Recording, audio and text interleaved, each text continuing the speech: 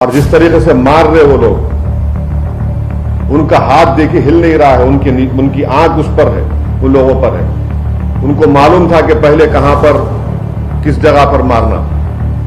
तो ये एक कोल्ड ब्लडेड मर्डर है और ये लोग प्रोफेशनल हैं। और कितना इसमें उत्तर प्रदेश की बीजेपी की सरकार का इसमें रोल है।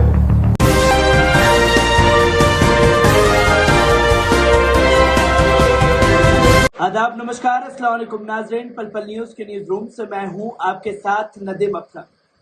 5 बार के पूर्व विधायक और 1 बार के सांसद और 1 बार उनका भाई विधायक।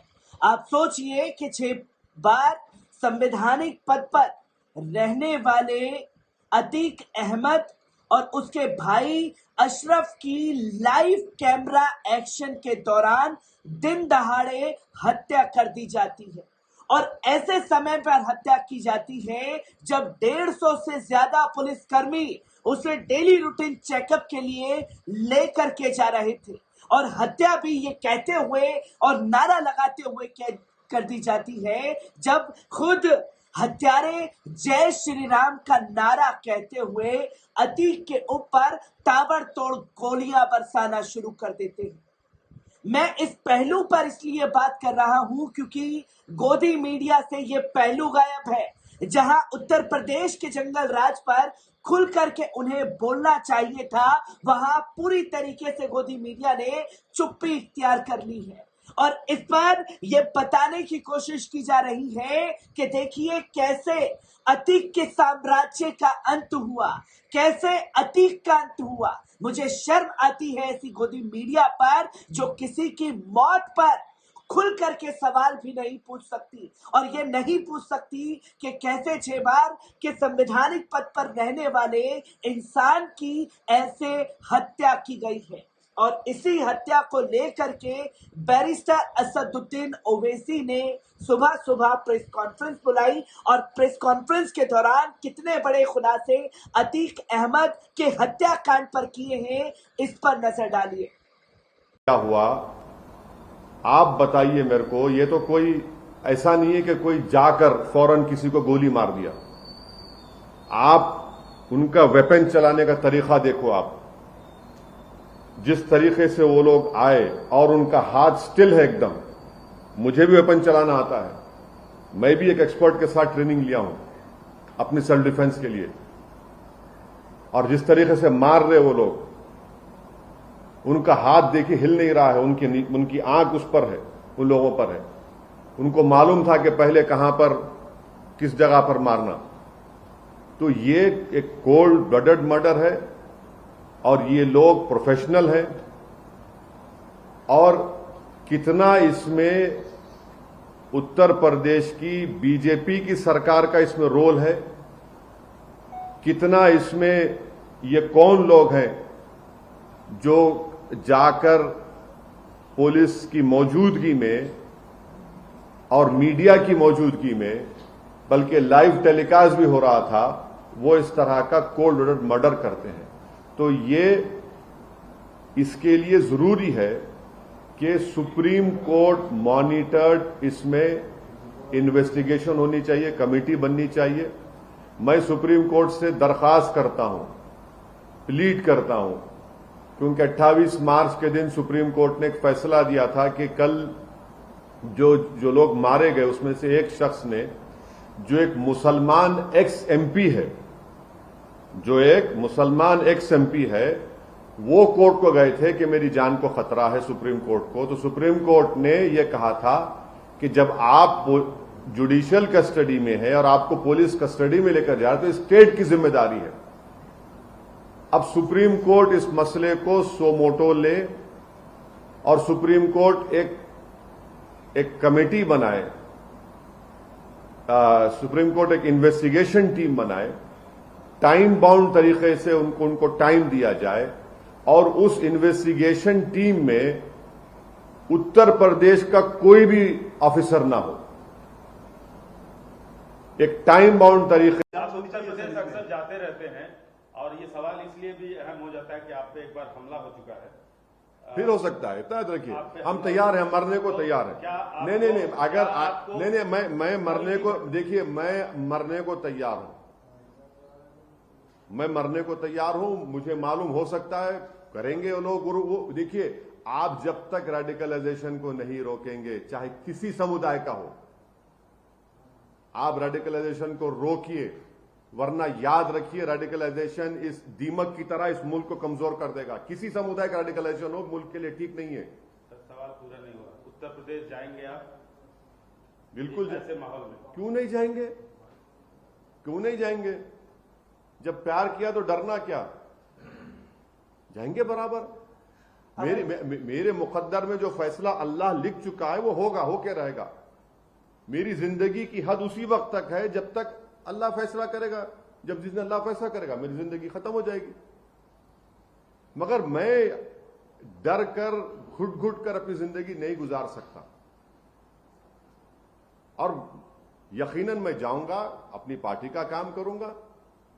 मगर ये क्या है, आप समझ रहे हैं कि किसी को गोली मार देंगे और इस तरह करेंगे तो कोई डर के खामोश हो जाएंगे?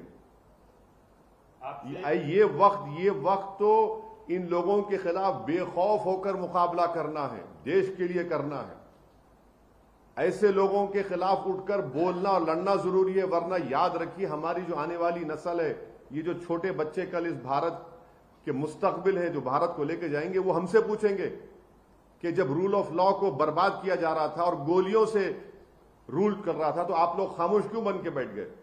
तो हमको तो दोस्तों, आपने सुना बैरिस्टर असदुद्दीन ओवैसी को, जहां उन्होंने साफ शब्दों में कहा कि इन आरोपियों को पहले से पता था कि कब अतीक और उसके भाई अशरफ वहां आएंगे और किस तरीके से इन्हें इसे मारने की ट्रेनिंग दी गई है।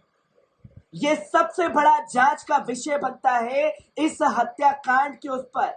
और पूरी गोदी मीडिया से यह गायब है कि जय श्री राम का नारा लगाते हुए पूर्व सांसद की हत्या की गई है, जिसको पूरी तरीके से छुपाने और ढकने की कोशिश की जा रही है। पर यहां बैरिस्टर असदुद्दीन ओवैसी ने यह बताया कि सुप्रीम कोर्ट में जब पूर्व सांसद अतीक अहमद ने यह अर्जी लगाई थी कि मुझे गुजरात से उत्तर प्रदेश लाया जा रहा है, मेरी हत्या कर दी जा सकती है, इसके लिए आपको मेरे लिए सोचना चाहिए। जहां सुप्रीम कोर्ट ने पीआईएल पर सुनवाई करने से इनकार कर दिया और ये साफ शब्दों में कहा कि आपकी जिम्मेदारी जो है, आपके ऊपर तमाम तरीके से आरोप हैं, तमाम पुलिसकर्मी जो हैं आपके लिए लाने ले जाने के काम में जुटे हुए हैं, तो इसकी जिम्मेदारी राज्य सरकार की बनती है। और अब सुप्रीम कोर्ट को राज्य सरकार के ऊपर संज्ञान लेने की जरूरत है कि कितना बड़ा जंगल राज यहां हुआ कि लाइव कैमरा एक्शन, मीडिया के सामने लाइव हत्या की गई अतीक अहमद और उसके भाई अशरफ की, जिसे लेकर के सवाल खड़े हो रहे हैं। एक बार इस रिपोर्ट पर भी नजर डालते हैं। दोस्तों, आपको बता दें कि अतीक अहमद और उसके भाई अशरफ अहमद की 9 राउंड फायरिंग कर हत्या कर दी गई है। यह हत्याकांड तब हुआ जब पुलिस भारी सिक्योरिटी में उन्हें मेडिकल के लिए ले जा रही थी। बीच में अतीक और अशरफ मीडिया से बातचीत के लिए रुके थे जब उनके सिर में गोली मार दी गई। इस खौफनाक हत्या का वीडियो सामने आया और देखते ही देखते पूरी दुनिया में वायरल हो गया। अतीक अहमद और अशरफ के मर्डर के बाद प्रयागराज में धारा 144 लागू कर दी गई है। इसके साथ ही पीएससी और आरएफ बल भी तैनात कर दिए गए हैं। साथ ही प्रयागराज की सभी सीमाओं को सील कर दिया गया है और उत्तर प्रदेश के मुख्यमंत्री सीएम योगी आदित्यनाथ ने इस घटना का संज्ञान लिया। तत्काल उच्च स्तरीय बैठक बुलाई गई और मामले की उच्च स्तरीय जांच के निर्देश भी दे दिए गए हैं। यहां मुख्यमंत्री ने 3 सदस्यीय जुडिशियल कमीशन यानी कि न्यायिक जांच आयोग के गठन के निर्देश भी दिए हैं। तीनों हमलावर मौके पर पकड़े गए हैं। पुलिस मामले की जांच कर रही है। साबरमती जेल से बाहर निकलने के बाद अतीक अहमद ने आशंका जताई थी कि उसकी हत्या कर दी जा सकती है। उसे जेल से बाहर पुलिस वैन में लाया जा रहा था। उस दौरान उसने मीडिया से कहा, हत्या हत्या। जब उससे पूछा गया कि पुलिस वैन में भी सेफ्टी है, डर क्यों लग रहा है, तो उसने कहा, मुझे इनका प्रोग्राम पूरी तरीके से मालूम है, जहां हत्या करना चाहते हैं ये लोग। इस पर AIMIM chief barrister Asaduddin Owaisi ने जब अब राजधानी जयपुर के दौरे पर थे तो उन्होंने प्रेस कॉन्फ्रेंस के दौरान भी सवाल खड़े किए थे, जहां राजस्थान में मुसलमानों के हालात को काफी खराब बैरिस्टर असदुद्दीन ओवैसी ने बताया था। इस दौरान उन्होंने एक सर्वे की रिपोर्ट मीडिया और तमाम लोगों के सामने रखी थी, जहां बैरिस्टर असदुद्दीन ओवैसी ने कहा कि इस सर्वे में काफी चौंकाने वाली बातें सामने आ रही हैं, जहां राजस्थान में हायर एजुकेशन में मुस्लिम सिर्फ 2% है और राजस्थान में एसटी एससी से कम जमीनें मुसलमानों के पास है। मुसलमानों की कई पिछड़ी बिरादरियों को आरक्षण मिलना चाहिए, जहां बैरिस्टर असदुद्दीन ओवैसी ने कहा कि 82 ऐसी मुस्लिम बिरादरी हैं जिन्हें आरक्षण मिलना चाहिए, लेकिन उनको आरक्षण नहीं दिया जा रहा है। एआईएमआईएम की ओर से हाल ही में मुस्लिम की आर्थिक हालत, शिक्षा, स्वास्थ्य और राजनीतिक हालत पर यह सर्वे करवाया गया है, जिसकी रिपोर्ट ओवैसी ने सबके सामने रखी थी। पर इसी दौरान उन्होंने प्रेस कॉन्फ्रेंस में एनकाउंटर को लेकर के भी सवाल पूछे गए थे, जहां असदुद्दीन ओवैसी ने साफ तौर पर कहा कि एनकाउंटर रूल ऑफ लॉ को कमजोर करता है, लोगों को कानूनी रूप से सजा दिलवाना चाहिए, ना कि एनकाउंटर करना चाहिए। उन्होंने कहा कि गांधी के हत्यारे का एनकाउंटर नहीं किया गया था, इंदिरा गांधी के हत्यारों का एनकाउंटर नहीं किया गया था और सिख दंगों के आरोपियों का भी एनकाउंटर नहीं किया गया था। उन सब घटनाओं के आरोपियों को कानून के हिसाब से सजा मिली, क्योंकि लोगों को संविधान में विश्वास है, न कि एनकाउंटर किया गया। ओवैसी ने साफ तौर पर कहा कि एनकाउंटर करना क्या मकसद है, ऐसे तो रूल ऑफ लॉ कमजोर हो जाएगा। बम ब्लास्ट केस को लेकर जब राजस्थान सरकार की तरफ से सुप्रीम कोर्ट में जाने के सवाल पर ओवैसी ने कहा कि राजस्थान कांग्रेस के मुसलमान लीडरों को इस मामले में बोलना चाहिए।